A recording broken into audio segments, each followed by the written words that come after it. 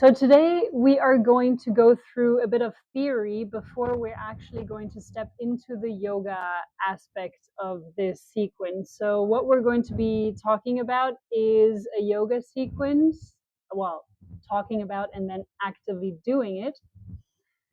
It's a yoga sequence that is going to help you balance your 7 chakras. So there are more than 7 chakras out there, many, many more. Some believe, others go to 9 chakras, others go to 12. So there's a different amount of chakras out there, and others say that there are hundreds of them. But when we're talking about the 7 chakras, we're talking about the root chakra, the sacral, the solar plexus, the heart, the throat, the third eye, and the crown. And I'm also going to point to the different chakras once we're going to get started with the sequence.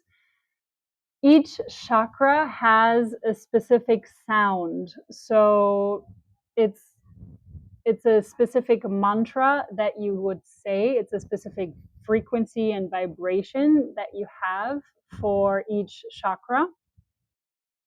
And I haven't written down the exact frequencies, but there is a chart, or there are several charts out there. Some are correct, some are incorrect. I've shared them with people that were taking part in the 12 Nights of Transformation course, but I don't have them off the top of my head right now. But the sounds are for the root.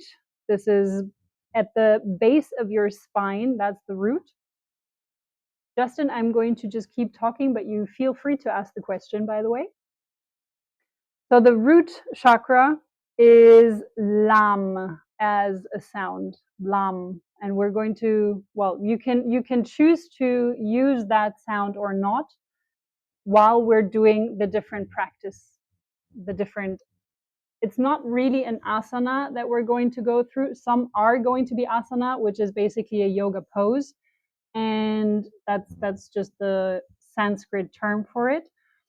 And other times it's going to be certain movements that we're going to do to work on the chakras. So the root is lam, the sacral, which is around, like it's a little bit lower than your navel. So if this is the navel, it's around 1 to 2 centimeters below your navel. Then you have the solar plexus. The sacral, sorry, is vam, V-A-M. The root is L-A-M, lam.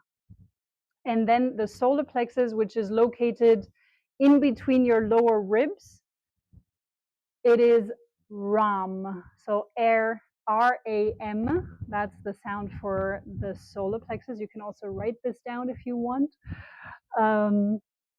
because this is going to help. And you usually say it 3 times. Some people say it 8 times. Some people say it 108 times. So if you do have a mala, they usually have 108 beads. And if you don't want to get lost, and if you do want to focus on one specific chakra, you can say that over and over again, that mantra for that chakra. The heart chakra is Yam, J-A-M, which is located in your chest, in your heart area. Then you have the throat chakra, which is Ham, H-A-M.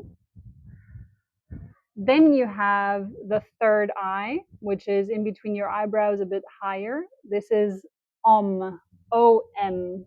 So if you've been with me before, you know how much I like to use A-U-M as a sound when I'm practicing Om. So it's Aum, because the A-U-M, when you're practicing it, I'm going to ask you to just do it so you can feel it for yourself. And if you're not surrounded by people, or you're not sitting at the office right now, and it's a Sunday, so I'm hoping you're at home, but we're going to practice it, and then you can feel into your body what that does exactly. And before we do that, the crown chakra is silence. So it doesn't have a sound. It can also be considered as all the sounds in one, but it is more considered, it's silence. There is no sound to the crown chakra. First, I'm going to answer Justin. I have recently got my Reiki certificates and I'm reading a book called Eastern Body, Western Mind. So, yes, Justin, this is what we're going to be talking about today. It's mind blowing, I'm assuming, how all these elements fit together. Are there any of other books you suggest? So, Eastern Body, Western Mind. A fantastic book for chakras. If you have not heard of her before, Anodea Judith, this was in the description of the live session. So I'm glad you're joining today and you're going to get all the relevant information regarding chakras in this and more. So if you don't know this book, this is a bridge between the Eastern philosophies and the ideologies behind the chakras, and she is bridging it with the Western psychological theories. So each chakra has, yes, it is brilliant. I also absolutely adore this book, and it's been with me through, I don't know. I have it as an audio version, iBook, and this version. So because I started with having it as a digital book, but or also even I think I started listening to it, but this book really deserves to be held because there are graphics in there, and if you want to go back and forth, it's going to get difficult not having the book in front of you. So when it comes to, I'm assuming you're asking chakras, but if it comes for you, Justin, if you're interested in generally energy work, there is another book by what's her name? It's called Hands of Light, and she also works with energy, but she's not necessarily just focused on Reiki. And Brennan, what's her name? Barbara Ann Brennan. Yes, thank you. Thank you, Jane. Yeah, Barbara Ann Brennan. She wrote the book Hands of Light. So this would be potentially one that could be interesting to you if you would want a book that is more like that is going to show you different kinds of thought processes behind the chakras. There is a book called, I'm just going to go to my book library. That's going to make it easier. I have so many books online, but one other book is called, yeah, okay, it's in German, but just check for Cindy Dale. So it looks like this. It's going to be a different title because this is the German version, but this one is going to also show you here on the top. You can already kind of see it. It has different kinds of philosophies regarding the chakra descriptions. So it goes into the Incas, the Native Indians, so all of these things. So that may be a book that is interesting for you. Hands of Light is another one. And regarding chakras, Anodea Judith wrote a lot of books when it comes to energy work, how to charge yourself, how to decharge yourself. I have another one right here by her. So this is where she kind of goes deeper as well into different kinds of challenges, like anxiety, for example. This is called Charge and the Energy Body, while this one is called Eastern Body, Western Mind, because Audra was asking. Okay, cool. That is fantastic. Could you send those to me in a message if you don't mind? Wow, I need to pick your brain. So, Eastern Body, Western Mind, and energy, and the charge, something. What? Where is it? And the, no, charge, and the energy body. by Anodea Judith. Hands of Light by Barbara and Brennan. I think. But maybe, I'm pretty sure Brennan. Yeah, Barbara and Brennan. Maybe it's an N with A-N-N-E. I don't know. I appreciate this so much. It's new. And no worries. You're welcome. Well, honestly, Justin, practice is what is going to help you get it right. So I know we have a tendency to love to fill our brains with stuff. I mean, you can see me too. I have tons of books. I love to read. I love to know what others have discovered. But in the end, the more that you practice, the more you're going to actually feel what these cultures were all on about. That you are going to be able to actually feel what these what the chakras feel like, what they have as an impact on you. So when you're practicing the yoga sequence that we're going to learn today, you're already going to feel a difference when you keep practicing over and over again. It doesn't have to be every day, but like every or 3 to 4 days a week, that would be great. And there is going to be a 20-minute version which we're going to be doing approximately. You can also extend it to 55 minutes. You can also reduce it to 10 minutes if you like. So it's very flexible to what it is you feel you need. But yes, that's what's going to help you really discover what it means for you. But it also is going to help you when you're practicing with energies, or with the chakras, you may even start to see the different colors that are arising. So, yeah, Amy, that's to me is the most valuable thing, is to actually put the books away and sit with it. And of course, you need a certain type of knowledge at the beginning in some instances. But in other instances, the knowledge that you acquire is actually limiting you, because you start to believe something. You start to be like, okay, it has to be like this. When in fact, if you wouldn't know the things that you know, it would maybe be easier. So when I first started with meditation, I had no idea about what it meant to meditate. So I went to a Buddhist temple and I just sat down, and the only thing the monk said was, okay, imagine a blue sky and there are clouds in the sky, and those are your thoughts. So all you have to do is just let the clouds pass. A thought will come, but it's about letting the clouds pass and not latch onto the clouds. Or a bird may be passing, and it's not about latching onto the bird. It's about observing it, acknowledging it, and letting it go. So, as an example, to make it a bit more practical, maybe, when you're meditating, it's not about clearing your mind. It's not about having a blue sky, no thoughts. Just like with mindfulness, for example, it's about, yes, you kind of come into a state of,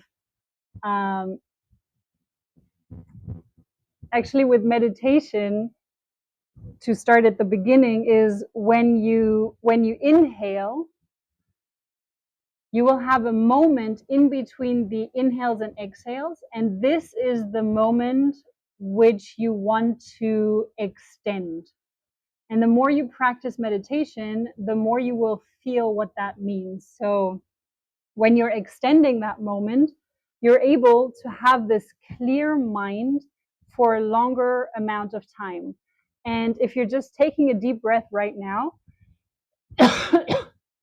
inhaling and focusing on this tiny moment in between the breath without holding your breath. It's not going to work if you're trying to hold your breath.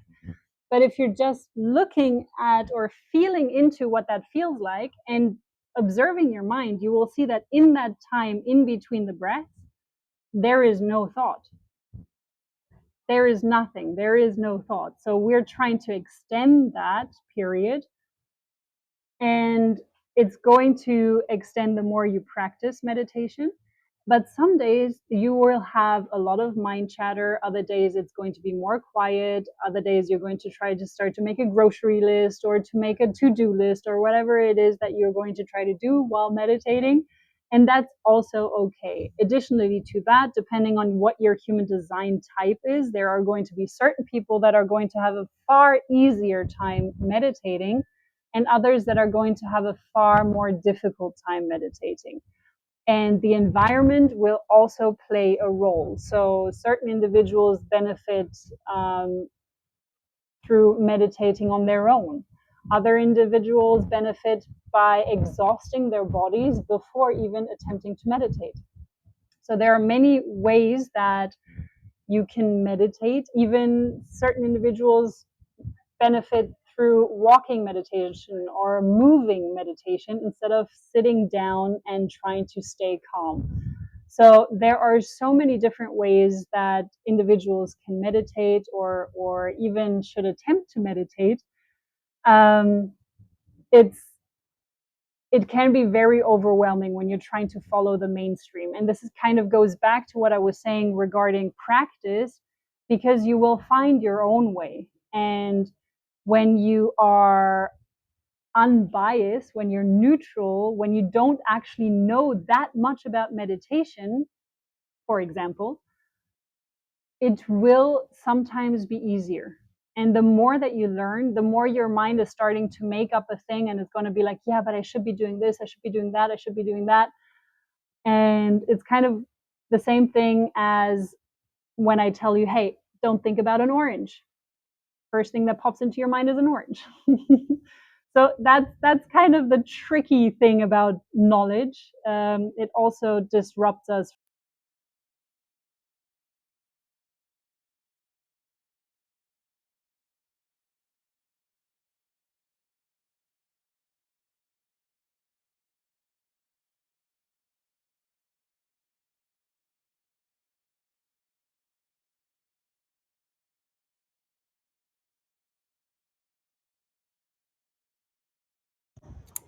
Yay, that was fun.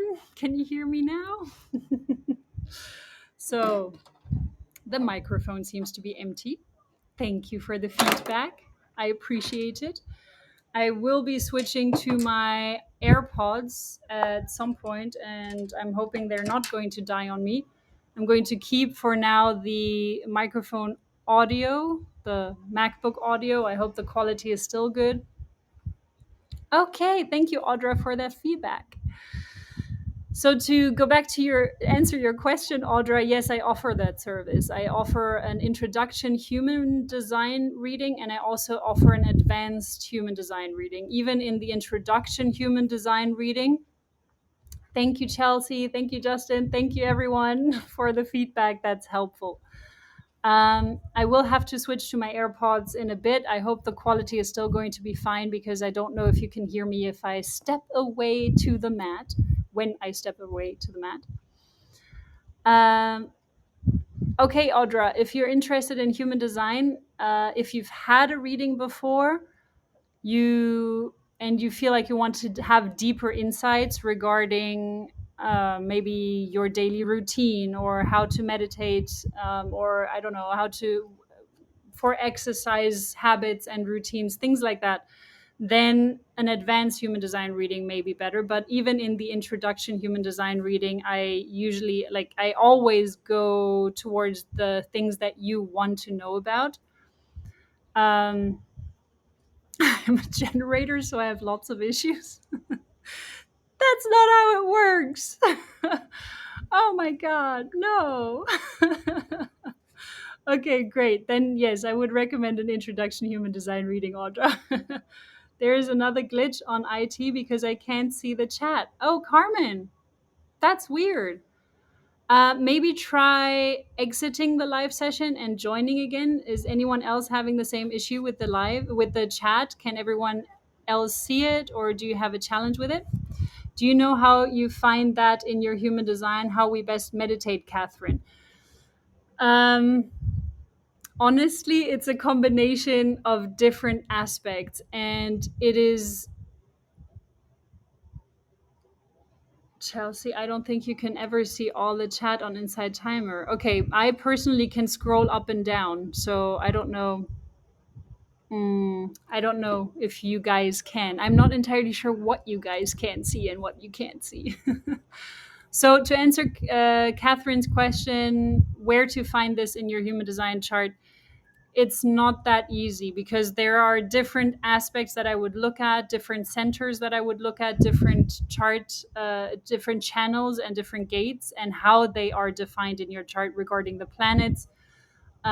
So I wish I could just tell you, look here, look there. It's also connected to the variables in your human design chart, but I take all of that into consideration and I then give you the answer because a lot of times you do try to do your own research and that's great, and but sometimes things are contradicting one another. So you will, if you've started your research and you've gone deeper and deeper into that, it would get confusing and you would be like, hey, but I'm a generator, so I'm supposed to be doing that, but then something else suggests something else and you're just like, you get confused. So uh, that's why you need human design readers, because we know what has priority, what trumps something, and what doesn't. So I wish I could give you a more simpler answer, but to really get the right answer for you, you would have to have a human design reader look at the chart. So if you want that, if you're interested in that, yes, feel free to check the my bio and click the link. If you don't want a reading from me, feel free to find someone else. Either way, I hope you find your answers. Um, Kristen, yes, you're interested in the chakra class. We're getting there. Chat is phone for me. I feel okay. So I think I've answered all the questions. And back to the chakras. So we've covered the mantras, the sounds that each chakra is going to resonate with. The other thing that we should talk about is that a chakra can be open, it or too open. It can be open, it can be too open, like overactive, or it can be underactive, or there can be slight other imbalances. But the sequence that we're going to be talking about today, it's going to be more or less of a balancing of the chakras. However, there can be, as I said, imbalances in the chakras. And the way that you usually recognize the imbalances are because you feel closed off in certain topics. And I'm going to talk about what each chakra stands for. So you're going to feel more like you're retracting, you're holding back, you're closed off to that topic. That's when the chakra is underactive most of the time. And if it's overactive, you're going to really emphasize that topic. You're going to be very, overactive in the theme of the chakra. So if it's balanced, you're going to feel balanced in that theme. It's pretty easy in some aspects, but in other aspects it can be more difficult. And what I'm talking about here, if you do want a deeper look into the chakras, please do get the Eastern Body, Western Mind book by Anodeo Judith, because it's very well described. And she also goes through the different stages of childhood, how they are connected to the chakras. And me having studied psychology for a few years, I just loved that book because it combined both of these things. So the root chakra is about safety, security, and basic needs. So survival needs, everything that you need to feel safe, secure, nourished, but on a survival need basis. It's not the overflow that is going to fill this chakra. It is really, do I have a roof over my head? Did I feel this as a child, or did I have challenges when growing up already that made me feel unsafe? For there can be many reasons why this may have become overactive or underactive. So, and in the color of the sacral, not to skip the basics either, that's red. The color of the sacral is red. Again, the survival instinct, the survival needs need to have been met also during your childhood, because even if you feel safe, secure right now, sometimes this may be, sorry, root chakra. Apologies, Audra. Root. I'm sorry. Yes, I'm talking about the root chakra. That's the red, and that's the survival. So the thank you for correcting. So the impacts or the things that you experience during childhood, they can impact you even further down the road, as we all know. And this can be something that is lingering, or it can be something that you've already worked on and you've kind of worked through these elements.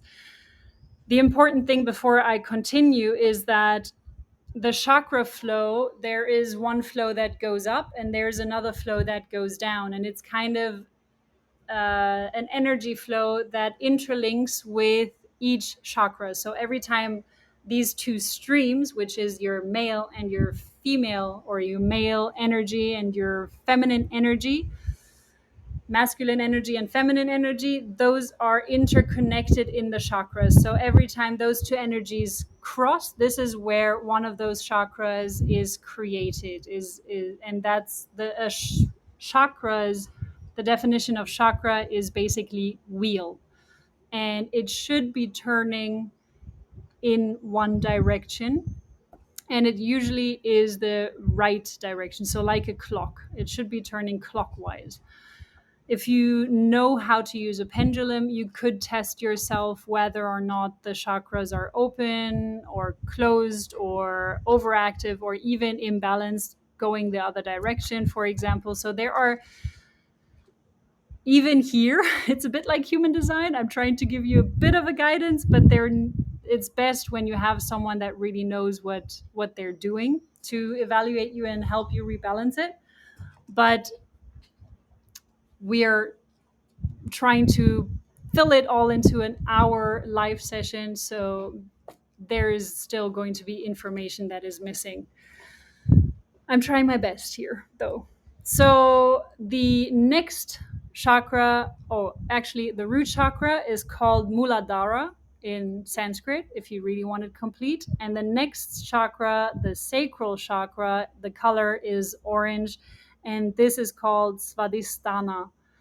And the colors are also super, super, super helpful when you do want to work on specific chakras, because if you feel like there is an imbalance, especially if you're underactive in a chakra, using that color, wearing that color, even if it's just the underwear, because I'm personally not a big fan of orange or yellow. So if you feel like your sacral chakra is underactive, wearing orange is going to be helpful. The sacral chakra is connected to sexuality and creativity. Yes, Kristen, there is. And I'm going to get to that when we're doing the sequence. So if you could just wait a little bit longer, I'm going to get up and show you the sequence that we're going to be doing. That's why I kind of separated this into a theory part and a practical part, because I love to teach people how to fish, and I'm hoping that you're going to get up and do the practice with me or do the exercises with me. So it's going to get into your bones and muscles. So the sacral chakra, creativity and sexuality, it's birthing things. And if it's overactive, you may be expressing your sexuality in a way that is just very much, and it can be too much in certain instances. What too much means is something that you need to define for yourself. Human design becomes very helpful in this aspect as well, because it just shows us several different aspects. So this can be a challenge for projectors a lot of times, and non-emotional projectors as well, especially where they're sexually very, very active. It can also be a challenge with manifestors as well, because we don't have the sacral defined, and the sacral is sexuality. And what tends to happen with manifestors and projectors is that we kind of go into a sex overdrive, and we're kind of trying to compensate for not having a sacral, not having a consistent sexual energy flow. The sacral in human design also stands for other things. As I said, it's also about creation in the chakra system, but in human design, it's about the life force energy, consistent life force energy.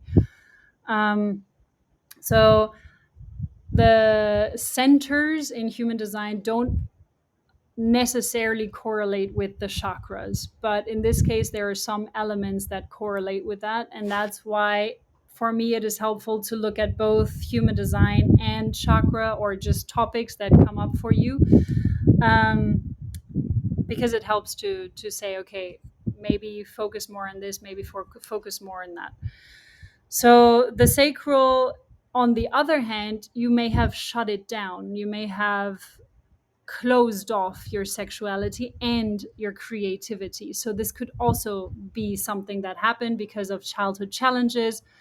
Um, so yeah, all of these things can be a potential blocker for the sacral. Kristen, yeah. Okay, I'm going to try. I'm going to try. But thank you for the feedback. I'm happy you're enjoying it. And thank you for bringing us back as well on track. So the Manipura chakra, the solar plexus chakra, that's the yellow one, the one that's in between the lower ribs. And that is about self-expression. This is about self-confidence as well. So when it's closed down, when you haven't had the ability to be, well, when you're the people that raised you, when they were not giving you the self-confidence and support in becoming self-confident, then you may have shut that down, and you may have become more holding back and not having self-confidence, not being able to express what it is you want, what it is you need. And on the other hand, if it's overactive, you may be too self-confident. Yes, there is such a thing, and it's mostly being boastful and just being very, yeah, very, very pompous, maybe in a certain way. Maybe I'm not finding the right words, but I'm pretty sure you know what I mean. Can also be part of your star sign, though. For example, we know, if you know astrology, we know who we're talking about here, but it can be part of um, your genetic makeup, your astrological human design makeup as well, but it would still show up in a different way. It wouldn't be trying to put others down in order to make yourself feel seen. So, Muladhara, solar plexus, is about self confidence and self esteem and just, yeah, things like that. So, Anahata, the heart chakra, is, oh, yeah, I mentioned the color of solar plexus. So the heart chakra, the color of the heart chakra is green. However, there is also another color, and that is the back of the heart chakra, which is pink. So that's why a lot of people recommend using rose quartz. And it is super helpful because it helps you work on your self love. So the heart chakra in the front is, and there are always back and front chakras, but the heart chakra in the front is love for others, and the heart chakra in the back is love for self. And you could also test that, whether or not your front of the chakra is overactive, underactive, or imbalanced in some ways. Same with the back of the chakras. So there's just, as I said, a lot of layers to the chakras as well. Um, So the heart chakra, yes, I mentioned it already. Love for others and care for others, love of self in the back, and care of self in the back as well. The throat chakra is a turquoise color. It's in the throat, and it's about how you can express yourself, how you can communicate, how um, are you able to share your truth.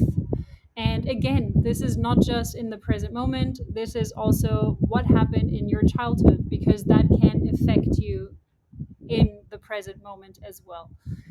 The ajna, the third eye, is the throat chakra is called Vishuddha, and the third eye is called Ajna. I don't know if I mentioned the heart chakra, but it's called Anahata.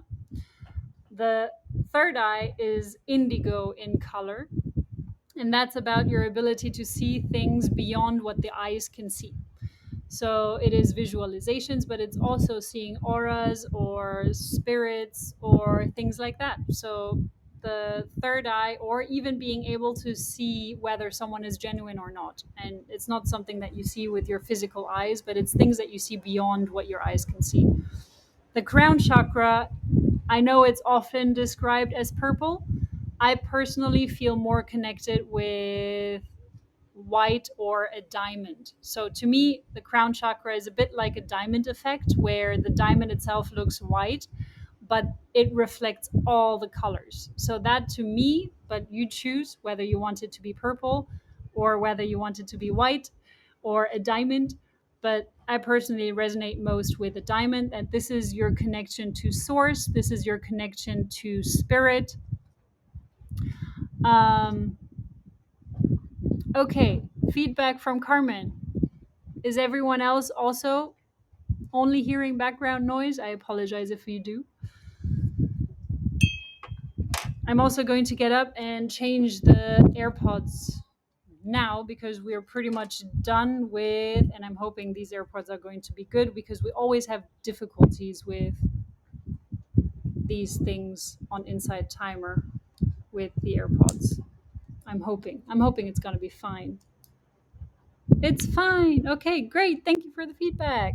Love from Texas. Love from Mallorca. Omega. Question. Okay, question. I'm listening. I can hear you, but can hear the wind as well. Yeah, that's the bad part.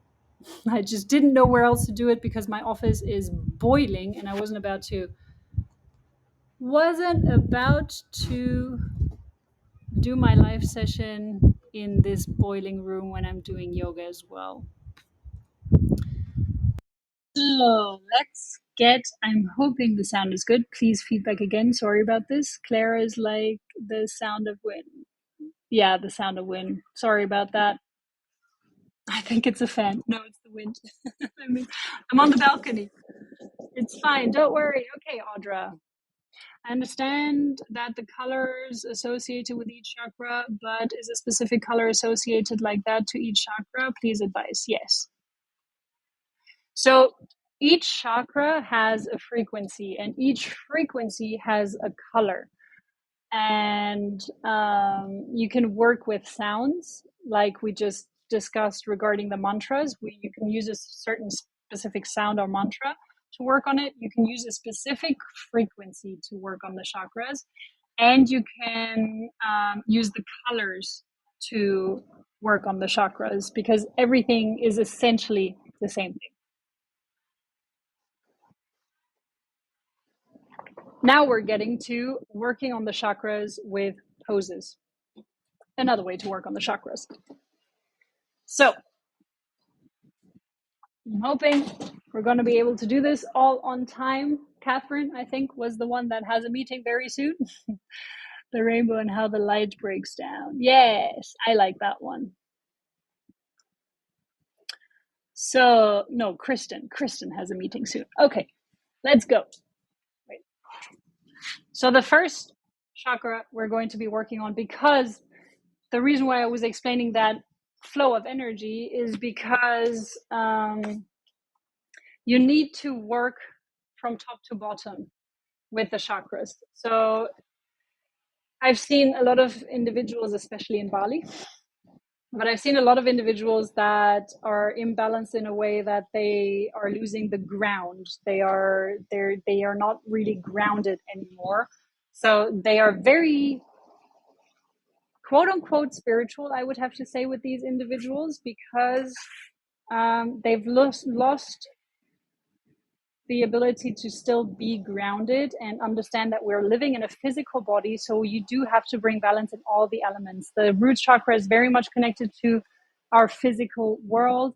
All the lower three chakras are very physical, material based chakras, whereas the heart chakra is the bridge between both. And then the throat, third eye, and crown are connected to more of the spiritual, frequency based elements. So that's why working from top to bottom, if you do have a chakra that is blocked, work on the lowest one first. So the first chakra, I need you to kind of see my feet in this case. I have so much stuff on the table. So you're going to place your feet hip width apart. Hip width apart.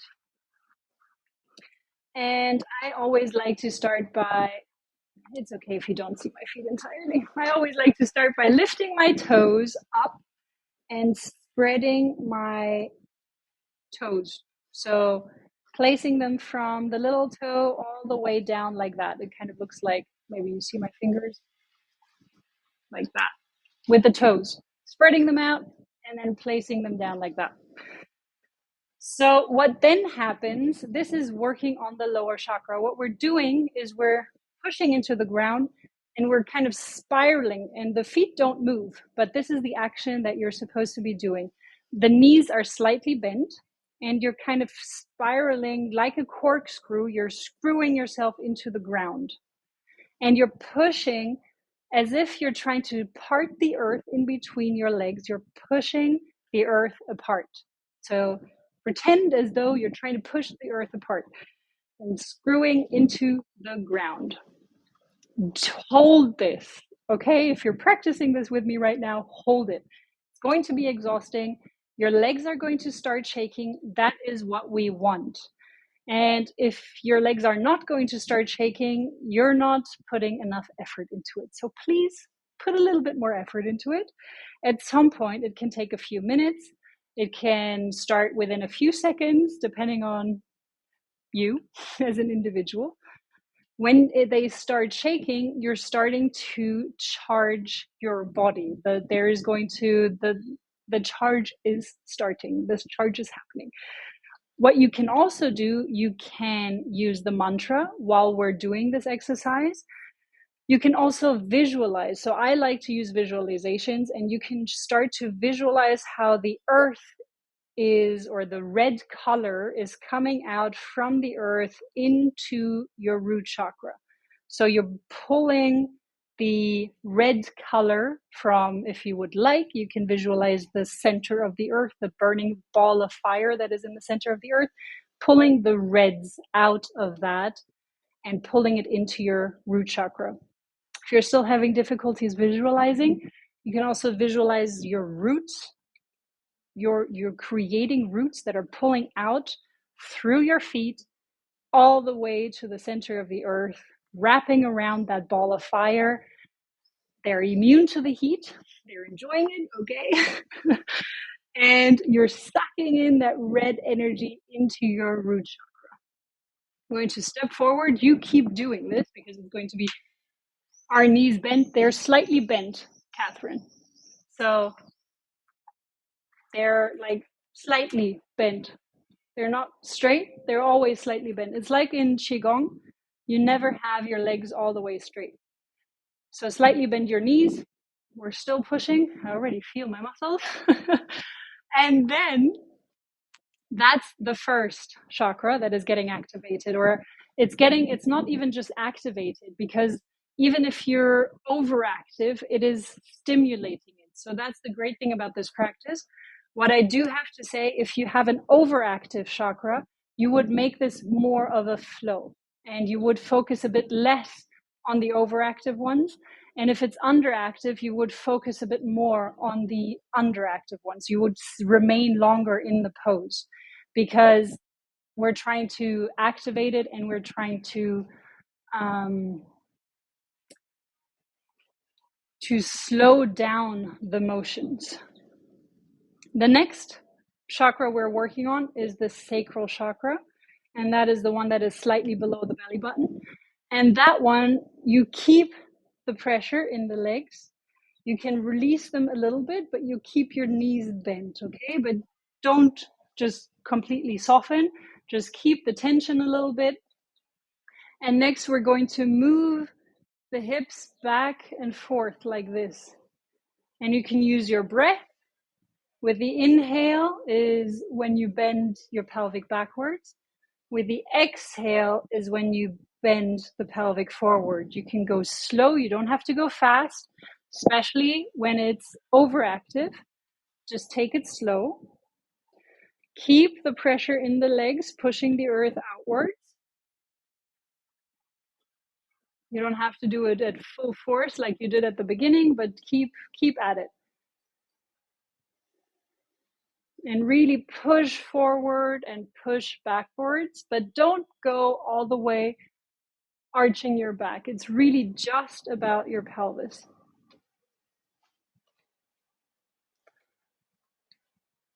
And you can do that, as I said, you can do the sequence as fast or as slow as you want. I'm going to take it a bit faster today now so that we get through the whole thing. But you can remain, if it feels good, remain in it, do it, and listen to your own body. There is no right or wrong. Some people are going to stay here for 20 minutes. Other people are going to stay here for 20 seconds. So it's really up to you what feels good.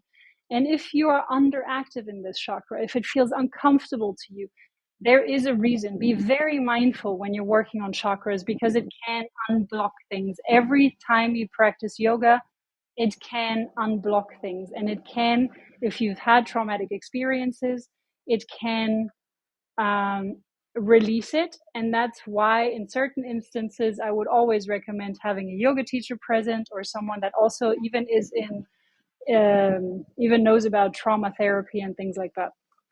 So be mindful of that. Listen to your own body. So this is working on the sacral chakra by just tilting your pelvic back and forth, remaining the legs engaged. What you can also do is you can circle your pelvis.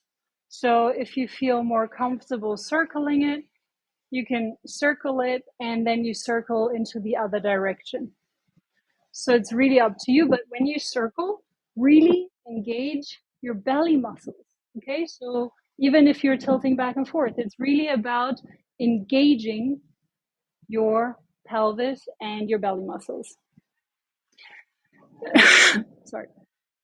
So the next one we're going to work on is the solar plexus. And the solar plexus, the yellow one, again, when you use the visualization practice, you can now, for the sacral, you can start visualizing how you're pulling in the orange color in through from the earth. You can pull it into your sacral.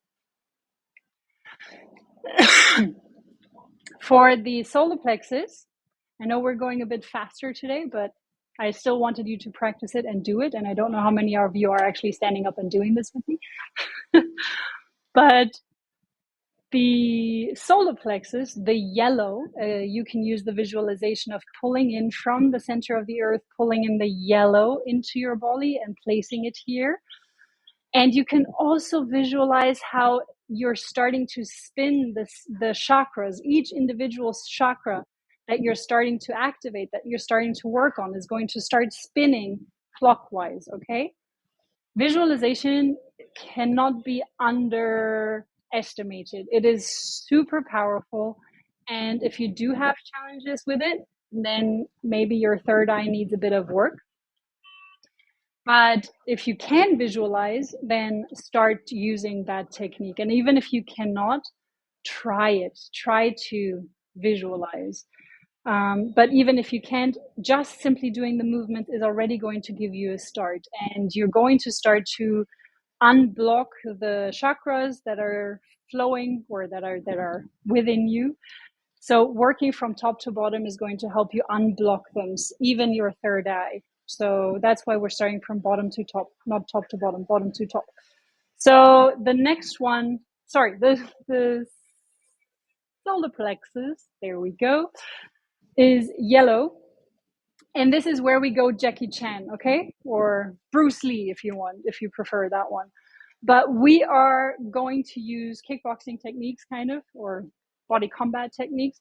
And you're keeping your feet on the ground. They're staying hip width apart, but you're going to engage your stomach muscles. You're really keeping it tight, and you're going to start boxing, because this is going to help engage your solar plexus.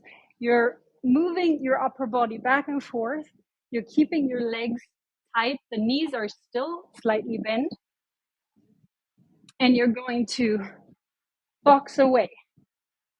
This is working on your solar plexus. It doesn't look like yoga. It's probably not yoga. It's not yoga. It's definitely not yoga. But it's very helpful when it comes to the solar plexus. And this is part of what Anahata Judith recommends. I personally like doing that. Another way of working on the solar plexus is to use a wall. So what you can do if you prefer that, if you don't want to power yourself out that much, but it is also super energizing. I mean, I feel like it's a really powerful technique. But if you have an overactive solar plexus, for example, maybe a better way to do it is to use your fists and really pushing into a wall. So you're not hitting into the wall, you're just pushing into the wall. And then you're pushing in with the other hand. You can also push with both hands if you prefer. But it's about activating or working on your solar plexus and bringing balance into the solar plexus. So even if you have too much of energy in your solar plexus, doing this exercise is going to help you release that kind of energy. The next one is the heart chakra.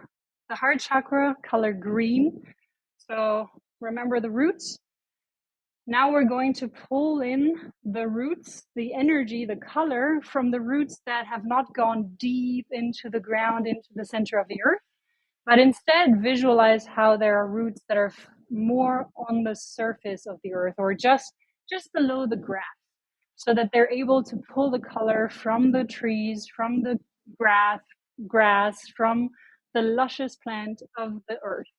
They may also come up from the earth and wrap around the trees, or just do whatever you need or want to do when it comes to this visualization.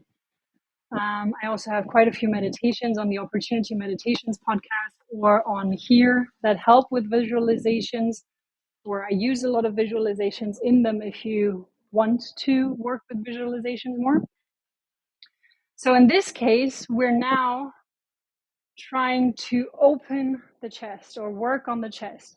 One way of doing that, and there are many ways to work on the heart chakra, but I'm just explaining one sequence that may work, or that does work on balancing the chakras. So one way is you inhale and you open your chest, and you're keeping your head straight for now. And then you're bringing your arms around and you're really making a round back. This is the exhale. The inhale is opening up your chest. And the exhale is wrapping your arms around. And every time you inhale, you can also imagine how a green color is shooting into your chest. You're kind of inhaling through your chest. And with the exhale, you're embracing yourself. So this works on the heart chakra. The throat chakra, this is a bit of a twist. So Anahata Judith says that you can use your hands, you're interconnecting them, and you're using your hands and you're bringing your head back. And in this case, You can also use the mantra because this is about sound, so you may want to use hum as a mantra. So you're pulling your throat back, and you can use if you want.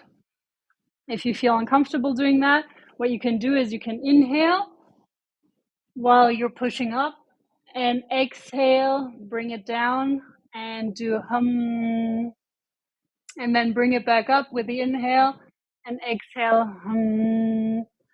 This is one version. Another version that has nothing really to do with this yoga sequence, but I would still like for you to try it out because it helps regulate the nervous system. And we're keeping a lot of tension in the jaw, in the temporomandibular joints, and even in the back of your spine, in the connection from your skull to your spine. So there's a lot of tension that can be created in here. So what you can do is you can bring together your fists, or you can just use one fist if you want, and you also push your jaw upwards, and you're opening. It's going to look weird, okay? But you're basically pushing upwards and you're opening your mouth like this. You keep your gaze focused and you're inhaling through the nose first for 4 seconds and exhaling through the mouth 6 seconds. So 4 seconds inhale through the nose, 6 seconds exhale through the mouth. And the reason why we're doing that is because it's going to release a lot of tension. So you would do the 6 breaths for 6 breaths. And you really keep your mouth like this. You show your canines. You keep your face engaged. You keep the gaze focused. And you can kind of bring your tongue towards the top of your mouth when you're inhaling so that it really comes in through your nose for 4 seconds and exhaling through your mouth for 6 seconds. The next step would be the third eye. And the third eye, we're now going to come to the mat. The third eye is the Om, O-M. So you can come to the mat, and there are 2 options that you can do here. You can take a little bit of water and place it here. You can use water just to have the focus on the third eye. And if you use water, if you use sandalwood, if you use ash, whatever you feel like using, anything that will keep your focus here is helpful. So sometimes in yoga, we will use the hands. We will tell you to place it on the heart or place it on the belly or both, because we want your focus to go there. And it's easier than to tell someone, breathe into your chest, breathe into your belly, breathe into somewhere else. But when you actually place your hand there, or when you're putting some water on the third eye, you're going to have a better focus because you're going to continuously feel it. So with the third eye, we are going to keep the gaze. You're closing your eyes and you're keeping the gaze to the third eye. You're looking at the third eye with your eyes closed. This is one option. You can just sit in a meditation pose. You can sit in this pose if you want. You can choose whichever pose you want. And then focus on the third eye, and you can just go and you will feel it. The Brahmari pranayama, which is the bee pranayama, bumblebee pranayama, is also, this is the focus. And when I was talking about the Om, A-U-M, the A, you feel it in the lower chakras. The U, you feel it in the heart and the throat. And the M, you feel it in the third eye and the crown. So that's why Om, you will feel it in the third eye. So using that mantra is going to be helpful for the third eye. If you don't feel like making a sound, and you don't have water, or you don't want to use water, another option to work on your third eye is to come into child's pose, or rabbit pose, whichever you prefer. So you really come down, you place your third eye onto the mat. You relax your shoulders. This one is the rabbit pose, the bunny pose. And the child's pose is the one where you have your fingers to the front. You spread your legs a bit more so that your chest can come further to the ground. And then you rest your forehead to the ground. The child's pose is actually also one that isn't really a relaxing pose. It is known in yoga to be the relaxing pose, but you put your hands onto the mat and you don't just collapse. Okay, so the child's pose normally is about you placing the hands onto the mat, engaging your hands, pushing into the mat, bringing your shoulder blades together in the back, and relaxing your head onto the mat. But it's actually still an engaging pose. So this is another way to work on the third eye, and as the last one, I guess we've lost one of them because they had to go to the meeting. But the last one is the crown chakra. That is the silence one.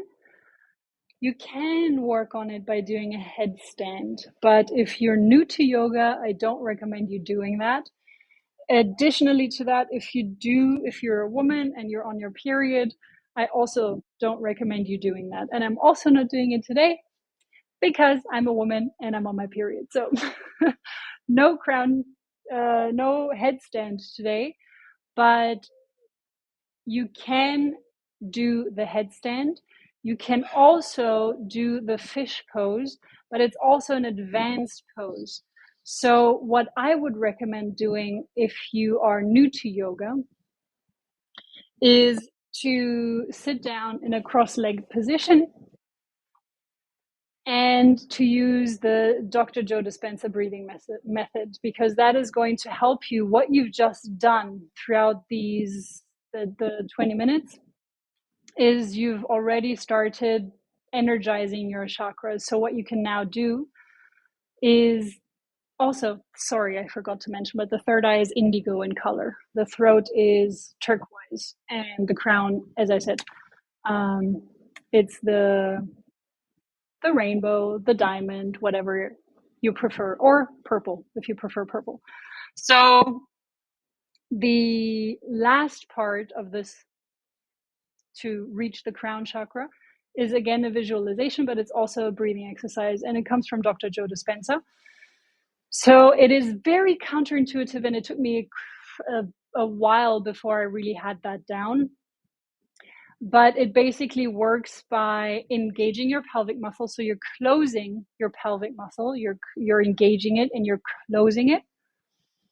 Then you're pulling your belly inwards. And this is the inhale. That's why it's so counterintuitive, but it is so powerful. So if you really, this is the perfect end to this practice, in my opinion, because you're pushing the energy from the bottom all the way up through your head. And you're going to be able to really, I feel it a lot when I do this. So you're engaging the pelvic muscle, you're closing it, and then you're inhaling while you're doing that, and you're pulling your belly muscles inwards. So you're contracting, you're trying to pull your belly button towards the spine, and you're inhaling while doing that. And when you're coming to the chest, you're still pulling, and then you're pulling your shoulders open. You're engaging your chest, and you're visualizing how you're bringing all of that energy while you're doing the inhale. You're making it flow all the way through your crown, all the way up. You're shooting it up to source. So then the exhale is just a relaxing of all of that, and you're doing it backwards. So you're relaxing the pelvic muscle, you're relaxing the belly, and you're relaxing your shoulders. I'm going to explain this again because it can be very complex to understand it for the first time. So you're inhaling, you're closing your pelvic muscle, you're pulling your belly button to the spine, you're engaging your chest, visualizing how you're inhaling it and inhaling the energy all the way through the crown, shooting it upwards. And then with the exhale, you're relaxing the pelvic muscle, the belly, and the chest. You can also visualize how you're pushing and pulling all those colors, which are merging into a white light. They're all merging into a white light, directing this light into the sky, shooting out through your crown into the sky. So again, you're inhaling, you're clenching your pelvic muscle, you're pulling your belly button inward, engaging your chest, pulling your shoulder blades together in the back, visualizing how that energy is flowing all the way through your throat, your third eye, out through the crown into the universe.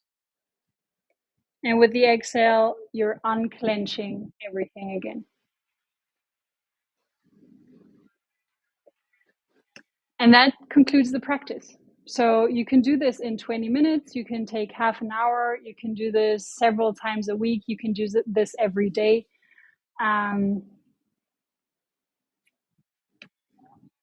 me see. Place a drop of water on the third eye, she said. Okay, got it. Yes, that's what I said. As I said, I mean, I love to use sandalwood in the morning when I'm doing my practice. I do like to have sandalwood here. First of all, it smells amazing. Second of all, I still feel it. So when I meditate, I can focus better on my third eye. Yes, Martha, if you can do a headstand, then you can do a headstand for the third eye because it stimulates the third eye. The other pose that you can do is, I can show you this one. Yeah, Nicole, that's also a really beautiful one. Lavender castor oil. Great. So the other one that you can do for the crown chakra is the fish pose. And usually it's with the legs crossed in this way, but you can also keep them straight. But it's also an advanced pose. So if you don't feel comfortable doing that,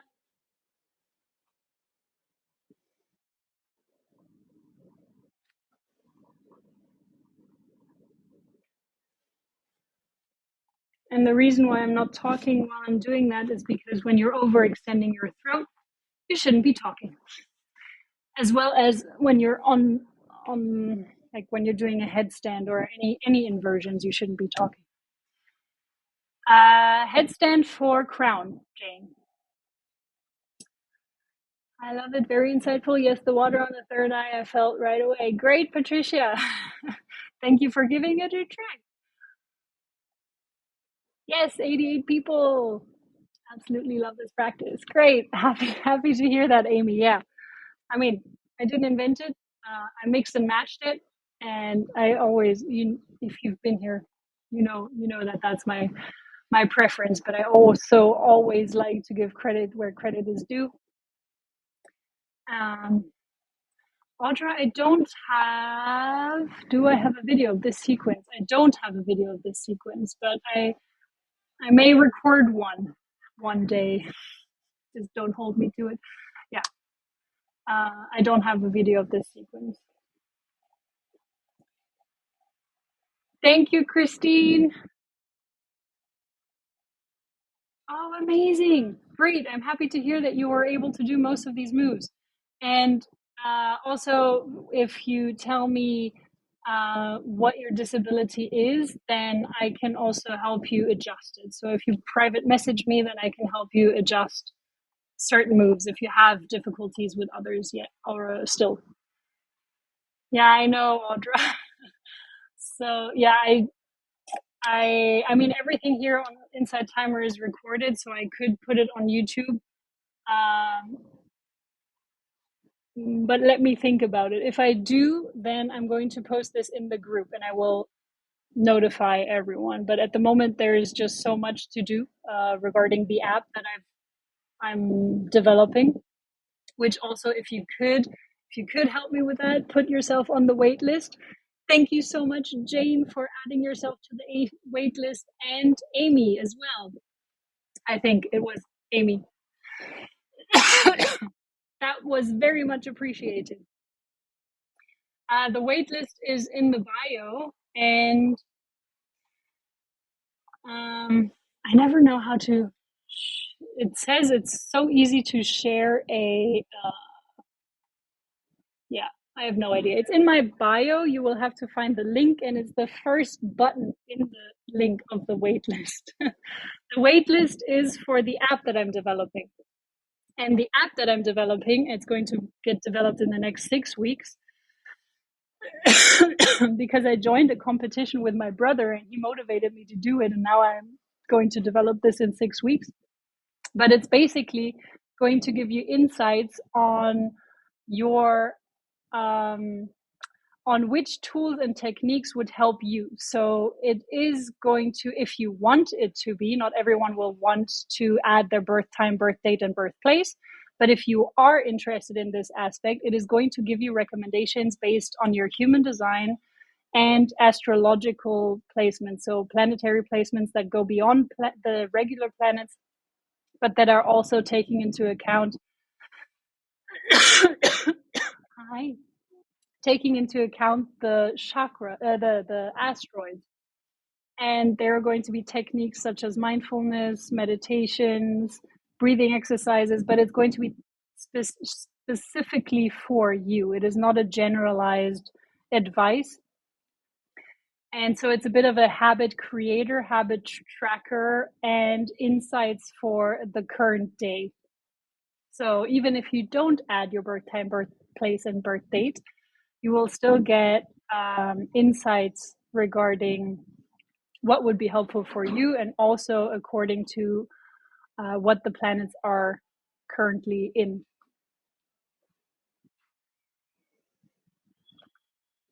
Thank you so much, Amy. I really appreciate it. And Audra, also, thank you so much for your donations. Thank you. Yes, Ananda is here too. Thank you. Thank you, guys. Thank you also for adding the wait or joining the wait list. We have to show that people are actually interested in what we're building. That's why joining the wait list would be very helpful. I activated right away and had an energy orgasm just chanting the sound and then activating. Ah, beautiful, Audra. Okay, I will put it on YouTube.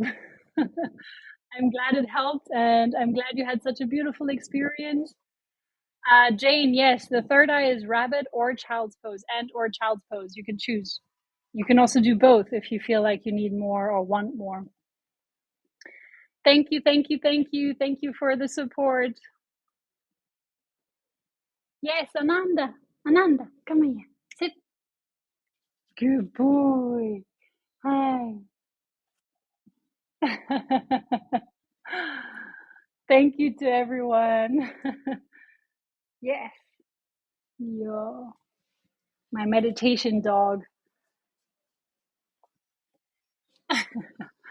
He now wants to go for a walk. He's been very patient and he hasn't even joined the yoga, which is very rare, very rare. Okay, everyone. Thank you so much. Thank you for the support, Amy and Audra, and for your support who joined the wait list, and for anyways your support for being here. It's always a pleasure. So thank you for being here, for joining. Hope to see you again soon, and have a beautiful rest of your week, or yeah, rest of your weekend, and a beautiful start to your week. And I hope you enjoy and do the yoga sequence. And if you can, leave your feedback in the group, because I would love to know how it has helped you, how you feel after a few weeks of doing it, or even in the next one of the next live sessions. Bye, everyone. Thank you, thank you, thank you for all the hearts as well. Take care. Yes, he is. He's such a good boy. He's so cute. I think I say that every day at least once. Bye, everyone. Thank you.